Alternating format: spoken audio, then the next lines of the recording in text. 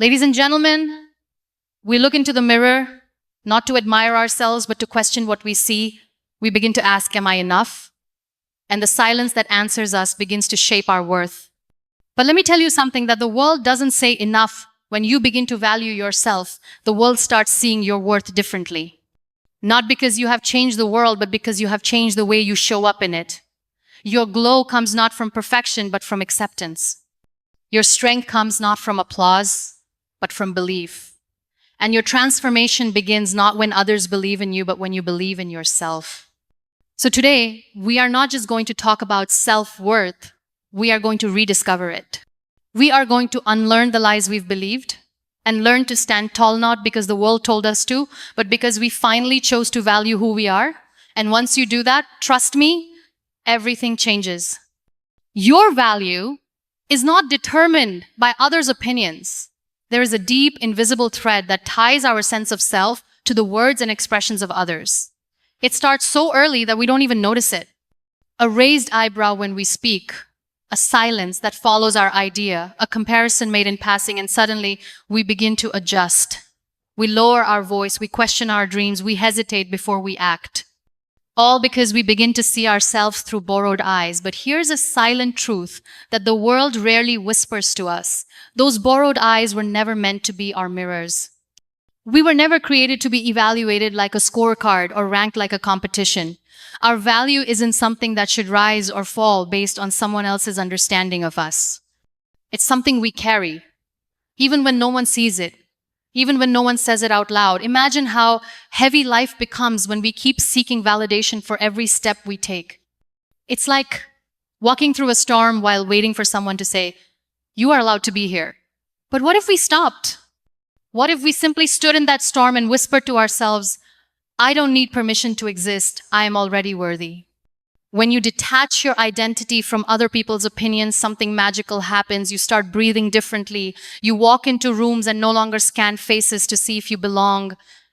You stop asking, "Do they like me?" and begin asking, "Do I like myself in this space?" And that question alone begins to change your direction. You no longer dilute your words to make others comfortable. You no longer shrink to fit in places you've outgrown. You no longer over-explain your heart to those who've never taken the time to understand it. You begin to understand that validation is not love, it's approval, and approval is fleeting. And when it disappears, if you've built your self-worth upon it, you crumble. But if you've rooted your value deep within your own knowing, you remain whole. No applause can inflate you, and no rejection can deflate you. You become your own center, steady, unshaken, grounded. You no longer chase after people who misunderstand you. You no longer beg for clarity in conversations where your truth was never welcomed.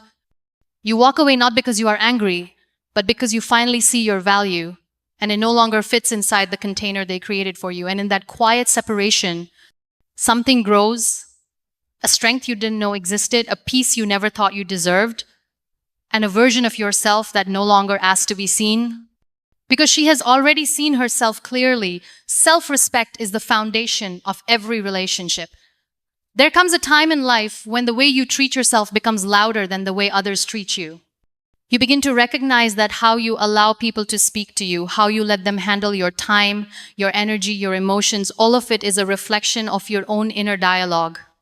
And the one thing that begins to shape every relationship is this: your level of self-respect. When you have self-respect, you no longer mistake attention for affection. You stop holding on to half-hearted connections. You stop saying yes when everything inside you is screaming no. You learn to draw boundaries not to keep people out, but to protect what's sacred within you. People might not understand it at first. They'll say you've changed. They'll accuse you of being distant, of not caring, of being cold. But only you know the quiet war you fought to stop betraying yourself just to maintain false peace with others. You begin to understand that not every silence is noble. Sometimes silence is self-abandonment. And you begin to speak softly, firmly, respectfully, but you speak. And when you do, you reclaim the power you once gave away in the name of politeness. It's never about being rude. It's about being real. And when you're real with yourself, you stop participating in relationships that require you to disappear. You stop investing in people who only remember you when they need something, you start walking away with your head held high, even if your heart is heavy.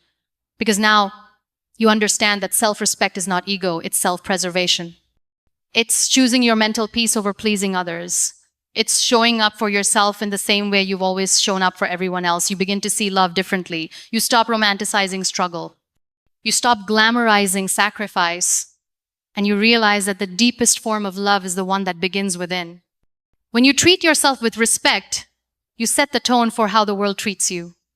And slowly, you create a space around you where only those who see your light, honor your presence, and match your integrity are allowed to stay. Not because you think you're better, but because you finally know you were never meant to be treated as less. Knowing your worth changes how you handle failure. Failure used to feel like a full stop. Like the end of something sacred, a closed door with no key, a verdict that screamed, "You are not enough." But that was before you knew your worth. That was when you measured success by results, by applause, by outcomes beyond your control. Now, when things fall apart, you no longer collapse with them. You observe, you pause, you reflect, you ask, what is this here to teach me?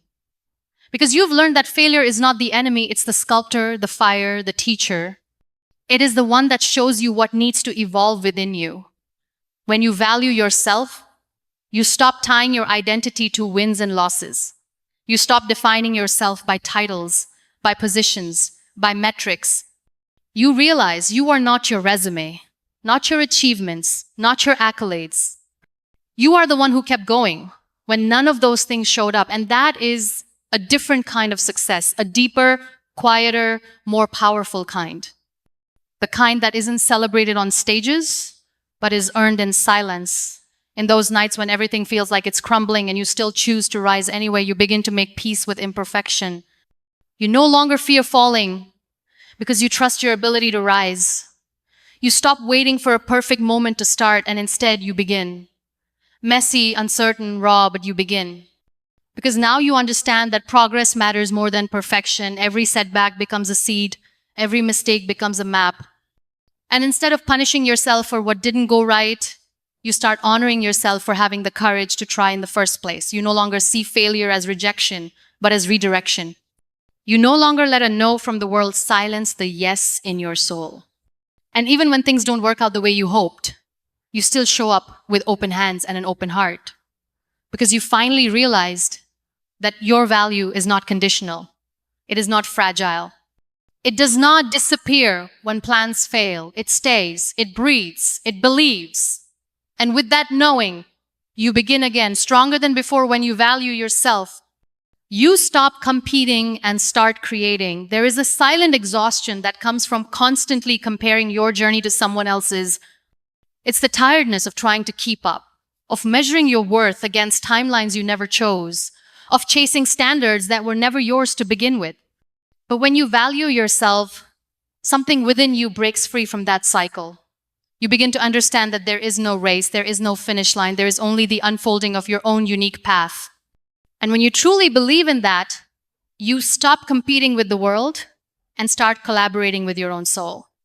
You realize that your only true rival is the past version of you. Suddenly, you're no longer triggered by someone else's success. You begin to celebrate it. Not because you want to impress them, but because your heart has space now, space not filled with insecurity, but with inspiration. You admire without envy, because you trust that your time is coming too. You create not to prove yourself, but to express yourself. You build not to be better than others, but to be better than who you were. You stop copying and start innovating. You stop mimicking and start leading. Because your value is no longer tied to being first, it is tied to being authentic. You realize that no one else can offer what you can, not because you're superior, but because you are different. And that difference is your power, your voice, your story, your energy. It carries a frequency that cannot be replicated. And that makes you irreplaceable in a world that often tries to make everyone the same. The silence that once haunted you now becomes sacred. It gives birth to ideas, visions, dreams. You're no longer afraid to be misunderstood because you understand yourself. And that understanding becomes the foundation for every creative step you take. You stop asking, what will they think?